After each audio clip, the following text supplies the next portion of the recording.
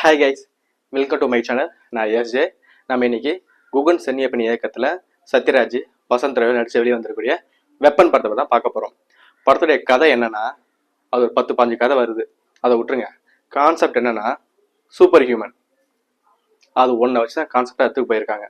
என்னன்னா, ஃபர்ஸ்ட் ஸ்டார்டிங்கில் ஒரு காட்டில் ஒரு பெருசாக வெடி விபத்து ஒன்று நடக்குது. அங்கேருந்து ஒரு ஹியூமன் பறந்து வந்து ஒரு ஏரியில் விழுவுறாரு. அவரை கூட்டு போய் விசாரிக்கிறாங்க. அவர் யாருன்னு பார்த்தா அவர் தான் வசந்த் ரவி. கூட்டு போய் விசாரிக்கிறது தான் வில்லன் பார்த்தா கூட்டு போய் விசாரிக்க வில்லன் கிடையாது. அவர் யாருன்னு பார்த்தா நேஷனல் செக்யூரிட்டி கார்டு, அதாவது இந்தியாவில் இருக்கக்கூடிய நேஷனல் செக்யூரிட்டி கார்டு.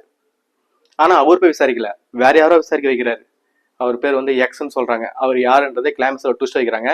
ஆனால் அது ட்விஸ்ட் மாதிரியே தெரியல. இவர் ஏன் வந்திருக்கப்ப இவர் என்ன சொல்றேன், அவர் யூடியூபரு, நான் வந்து கண்டென்ட்டை தேடி தான் வந்தேன் அப்படின்னும் போது, அப்போ அந்த இடத்துல ஏன் வெடி விபத்து வந்தபோது எனக்கு தெரியல, நான் அதையும் மறந்துட்டேன் அப்படின்றாரு. யூடியூபரு கண்டென்ட்டை தேடி தான் வந்தேன்னு சொல்றாரு. ஆனால் இன்னொரு பக்கம் பார்த்தா ஒரு சொசைட்டி, நம்ம இலுமினாட்டில ஒரு சொசைட்டி சொல்றோம்ல, அந்த மாதிரி ஒரு சொசைட்டி, பிளாக் ஸ்கோட்டா என்னமோன்னு சொல்றாங்க, அது பேரே வாயில வரல. அந்த மாதிரி ஒரு சொசைட்டி இருக்குது. அவங்க என்னன்னா, அதுக்குள்ள ஒரு 9 பேர் மெம்பர் ஆகுறாங்க.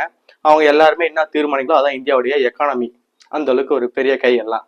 அவங்க எல்லாரும் சாவறாங்க. என்னன்னு பார்த்தா இவங்கெல்லாம் காட்டை ஒழிக்கிறாங்க. காட்டை ஏன் ஒழிக்கிறாங்க?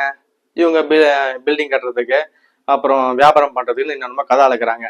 சரி, காட்டை அழிக்கிறாங்களே அப்படின்னு சொல்லிட்டு அந்த காட்டை அழிக்கிறவங்கள அழிக்க வராரா ஹீரோ? அதுவும் தெரியல. சரி, ஓகே விடு. காட்டு அழிக்கிறாங்களா? இந்த காட்டு அழிக்கிறாங்க பாத்தீங்களா, இந்த பிளாக் ஸ்குவாட் சொன்னல, அதான் அந்த சொசைட்டி, சீக்ரெட் சொசைட்டி. அதுல ஒரு ஆளா சாவறாங்க. அதுல ஒருத்தவன் எங்க அப்பாவை சாவச்சா சொல்லிட்டு ஒரு பக்கம் ரிவெஞ்ச் இருக்கிறான். அது ஒரு கதை. சரி, யூடியூப் கண்டென்ட் தான் நீ போன அப்படின்னு சொல்லிட்டு வெளியே விட்டா இது ஒரு கதையா போகுது. கடைசியில சத்யராஜை மீட் பண்றாரா? சத்யராஜை மீட் பண்ணும்போது அங்க ஒரு கதை ஸ்டார்ட் ஆகுது. இது எல்லாத்துக்கும் மையப்புள்ளி ஹிட்லர் காலத்துல இருந்து கொண்டு வராங்க. ஹிட்லர் தயாரிச்ச மருந்தை உபயோகப்படுத்தினதான் இவன் சூப்பர் ஹியூமனா ஆகனா அப்படின்ற மாதிரி அங்க ஒரு கதை வந்து வருது. இந்த மாதிரி ஏகப்பட்ட கதை இருக்குது. ஸோ எந்த கதையை ஃபாலோ பண்ணி போறதுனே தெரியல. அந்த மாதிரிதான் படம் இருக்குது. அதுவும் இல்லாம சூப்பர் ஹியூமன் அப்படின்னு பேரை வச்சுட்டு என்ன சூப்பர் பவர் காட்டுறாங்கன்னா, டெலிகனிஸ், அதாவது நம்ம கண்ணால பார்த்தாலோ இல்ல கையை நகர்த்தாலோ ஒரு பொருள் நவுறுல தொடாம அது ஒன்னதான் காட்டுறாங்க கடைசி வரைக்கும். மற்றபடி இந்த காத்தை கட்டுப்படுத்தக்கூடிய சக்தியோ இல்ல நெருப்பை கட்டுப்படுத்தக்கூடிய சக்தியோ இல்ல வேற ஏதாவது சக்தியோ எதுவுமே கிடையாது. அப்ப ஏன் சூப்பர் ஹியூமன் பேர் வச்சா இதான் சூப்பர் ஹியூமன் வச்சுக்கிறானுங்க. இவங்களுக்கு புரியல. நம்மளுக்கு சூப்பர் ஹியூமன்றது ஹாலிவுட் மூவில நம்ம படம்லாம் பார்த்து நம்மள வேற லெவலில் வச்சுக்கிறானுங்க. ஆனா இவனுக்கு இப்பதான் டெலிகனஸை கொண்டு வந்து வச்சுட்டு சூப்பர் ஹியூமன் படம் ஃபுல்லா சொல்லினுங்கிறானுங்க. என்ன சொல்றது, இப்படி ஒரு கதையை ஒரு ப்ரொடியூசர் ஓகே பண்ணதே பெரிய விஷயம் தமிழ்ல. அப்படிப்பட்ட ப்ரொடியூசருக்கு கொஞ்சமா லாபம் கொடுத்தாதான் அடுத்த தடவை இதை விட நல்ல கதைகளா வரும்.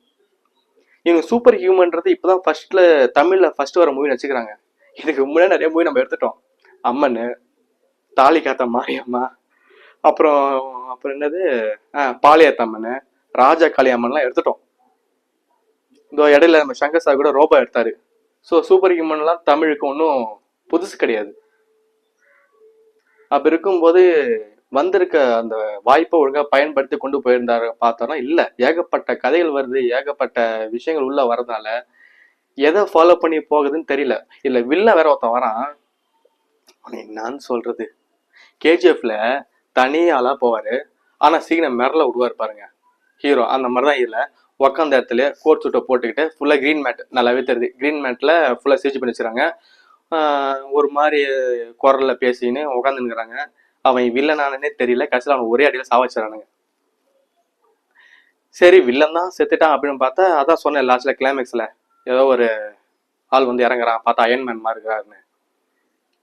படத்துல எடுத்து வச்சுக்கிறாங்க, போய் பாருங்க, அவ்வளவுதான் சொல்ல முடியுமே தவிர்த்து இல்ல பெருசா பேசுறதுக்கு இல்ல ஒண்ணுமே கிடையாது. ஆமா, நிஜமாலே ஒண்ணுமே கிடையாது படத்துல. அப்படிதான் இருக்குது.